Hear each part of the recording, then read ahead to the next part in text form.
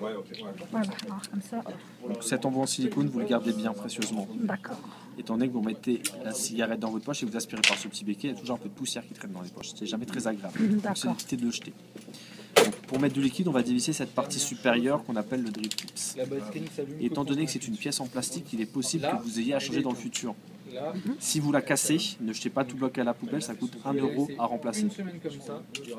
Notamment, sans avoir en bouche, peut t'amener à la mâchouiller. Ah bah oui, Voilà. c'est pour ça que j'aime bien avoir un truc un Je peu vais vous plus laisser mou. des petits embouts de silicone. Ici, donc, vous avez la résistance à mèche. Donc, c'est un bloc complet qu'il faudra que vous jetiez à la poubelle lorsque vous aurez moins de densité de vapeur ou une petite irritation en gorge. Ça va vous arriver d'ici 3 semaines, 1 mois, si vous videz un réservoir de 2,4 ml par jour. D'accord.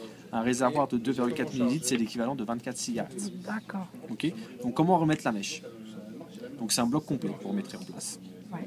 Donc, on fixe bien toutes les mèches le long de la résistance. Ouais.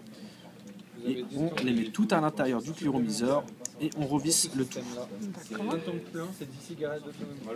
Sur ce système, avant de mettre du liquide, première chose à faire, c'est de vérifier que la résistance est bien vissée. Si un jour vous avez rempli en liquide, vous la mettez en bouche et vous n'avez pas de vapeur, première chose à faire, c'est de dévisser donc le petit embout noir et de vérifier que la résistance était bien vissée. D'accord. Okay. Donc là, on prend votre fiole de menthe fraîche. Ouais. Toutes nos fioles sont équipées De système de sécurité. également, on peut le voir, et d'une petite pipette. D'accord. Donc on ne met surtout pas de liquide ici, même si Ouais, c'est très important. d'accord. Ouais, ouais. On glisse la pipette contre la résistance entre les deux mèches. D'accord. On retourne le tout. Et vous voyez, j'appuie. Le liquide il rentre dans votre cliromiseur. D'accord. Donc là, sur ce système, je remplis jusqu'à la dernière graduation qui est de 2,4 ml. D'accord. Voici. Conseil d'entretien. Tous les 2-3 remplissages, vous prenez un petit sopalin et vous essuyez un petit peu le dépôt formé autour de l'embout en silicone. D'accord. Et tous les remplissages, vous aurez 2-3 gouttes de liquide qui vont stagner dans le petit embout noir. Pour éviter de les avoir sur les lèvres, passez un petit coup de sopalin Entre dedans, voilà, je un mets ça. sopalin exactement. Une fois que c'est- Donc là, on referme le tout.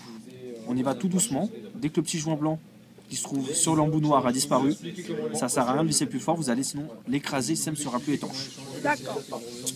Première chose à faire lorsque vous aurez mis des petites mèches en place, il faut retourner le tout pendant 2-3 minutes pour que les mèches s'imbiquent bien de liquide. D'accord. Si vous ne le faites pas, c'est pas bien grave et vous n'aurez pas de densité de vapeur pour les D'accord. premières bouffées. Ok. Donc là, on va laisser pendant quelques minutes se retourner. D'accord. En même temps, je vais vous montrer comment recharger votre batterie. D'accord.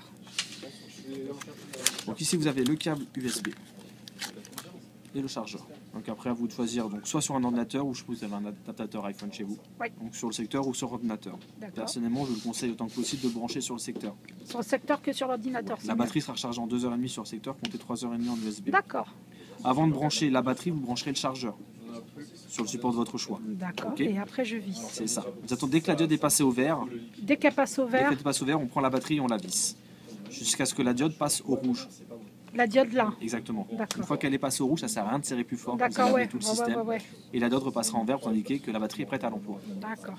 Et on peut pas. Ah bah non, je suis bête. J'allais dire on peut pas fumer pendant que ça charge, mais non. Alors pas avec ce type de batterie. Ouais. Maintenant, sur ce système, on a des batteries qu'on appelle des batteries USB. Ce sont ce type de batteries.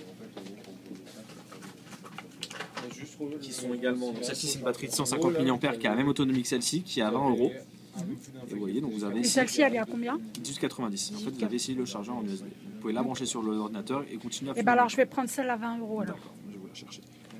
C'est mieux. Ah, surtout si Pour vous 2 voulez. € de plus, Oui, je peux mais fumer pas de souci. sur mon ordi. Ouais, exactement. Ouais. Quelque chose comme 50 centimes par fiole. Un petit peu moins 40 centimes par fiole. La famille qui s'en sort.